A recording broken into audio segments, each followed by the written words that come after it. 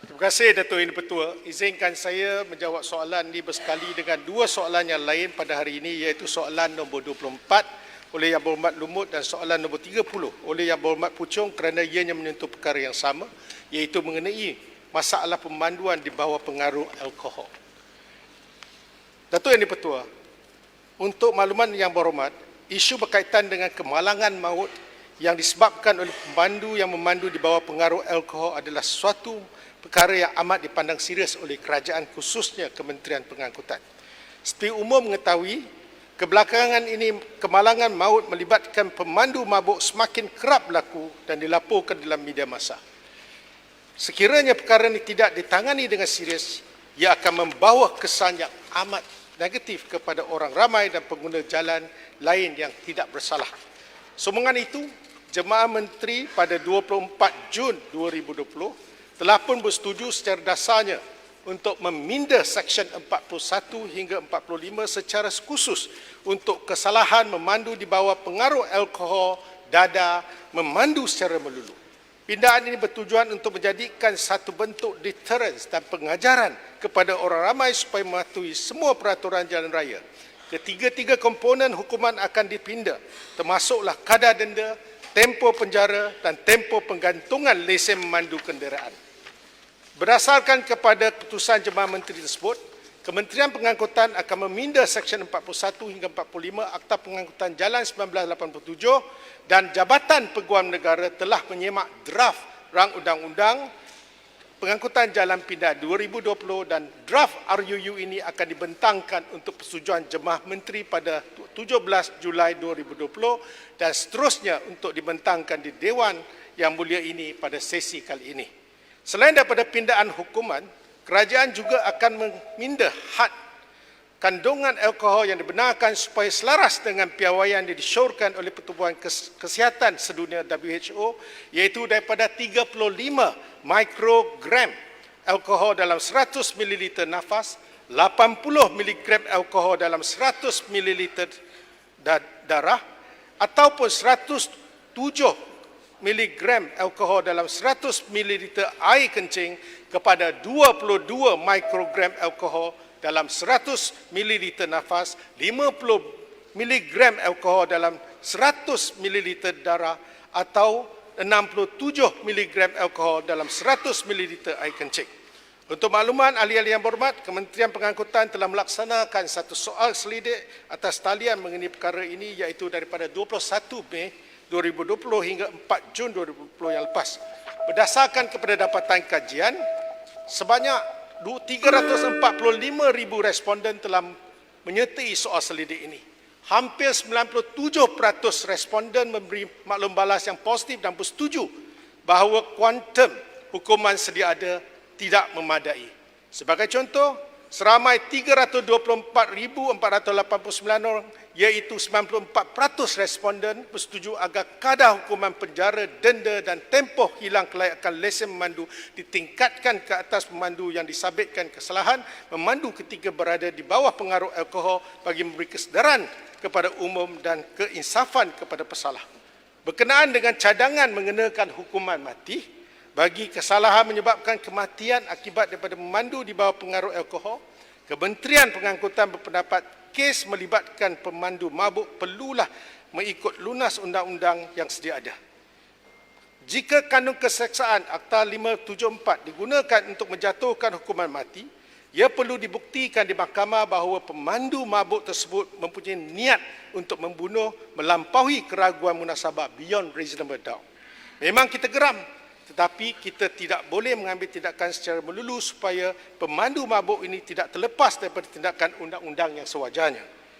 Maka Kementerian Pengangkutan telah mengambil keputusan untuk meminda seksyen-seksyen termasuklah had kandungan alkohol supaya seseorang itu yang memandu melebihi had-had tersebut akan dikenakan hukuman yang jauh lebih berat.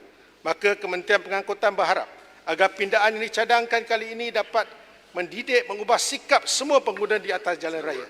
Perkara ini sekaligus bertujuan membendung berlakunya kesalahan memandu di bawah pengaruh alkohol, dadah dan juga memandu secara melulu dalam menjaga keselamatan pengguna jalan raya di Malaysia secara keseluruhan. Dalam masa yang sama, Kementerian Pengangkutan berpendapat bahawa selain daripada langkah-langkah undang-undang program kesedaran dan juga pendidikan perlu juga digandakan. Sebagai contoh, Kementerian Pengangkutan giat menggalakkan program pencegahan memandu di bawah pengaruh alkohol seperti melaksanakan konsep designated driver serta penggunaan kenderaan perkhidmatan awam seperti taksi dan e-hailing. Dengan adanya usaha-usaha holistik ini, Kementerian Pengangkutan berharap isu dapat ditangani untuk menjaga kepentingan dan keselamatan semua pengguna jalan. Terima kasih. Terima kasih. Sila Arau, soalan tambahan pertama. 1 minit. Kepada Datuk Seri Yang di-Pertua, ucapan yang cukup, ini jawapan yang cukup bernas. Terima kasih kepada Kerajaan Perikatan Nasional yang begitu komited untuk menyelesaikan, untuk menangani masalah isu pemandu mabuk. Tapi Yang Berhormat, boleh tak bagi sedikit gambaran apakah hukuman yang dijangka dikenakan di bawah cadangan RU33 ini untuk membolehkan rakyat mendapat gambaran awal sebelum kita buat, lepas tu kita pindah lagi dan sebagainya. Oleh kerana Yang Berhormat telah memaklumkan bahawa kita tidak mahu meminda kanun kesiasaan, walaupun ada negara berbuat demikian, yang demikian rupa seperti Perancis dan lain-lain lagi, mereka buat di bawah kanun kesiasaan, pindah ke kanun kesiasaan. Tapi untuk Yang Berhormat ni cuba bagi gambaran sikit, supaya sebelum undang-undang diperkenalkan orang sudah takut untuk memandu dengan mabuk. Sila Menteri. Terima kasih Yang Berhormat Arau atas soalan yang agak bernas ini. Seperti mana yang saya maklumkan tadi, kita telah mendapat persetujuan secara prinsip daripada Kabinet, dan pada minggu ini kita akan membuat endorsement terhadap draft undang-undang, dan saya setuju. Saya boleh memberi sedikit gambaran kepada Yang Berhormat apa yang akan dipinda dalam rang undang-undang kali ini. Sudah tentunya dari segi tempoh penggantungan lesen, kadar denda dan hukuman penjara akan kita kenakan, dan hukuman penjara itu untuk kesalahan tertentu seperti membawa maut, ianya adalah satu penjara atau hukuman yang mandatory. Itu nombor satu. Dan saya bagi contoh lagi, saya ada 5 section itu. Section 44. Kalau kesalahan, kalau ikut apa yang ada sekarang, hukuman ke atas kesalahan di bawah Section 44 berkaitan dengan kesalahan memandu semasa di bawah pengaruh minuman yang memabukkan atau dada yang menyebabkan kecederaan kematian, ianya tidak ada perbezaan kalau ikut undang-undang kali ini. Tapi dalam Section 44 kali ini, kita akan memasukkan, bezakan kalau suatu kemalangan itu mabuk maut dengan membawa kecederaan, dia akan dikenakan hukuman yang berlainan.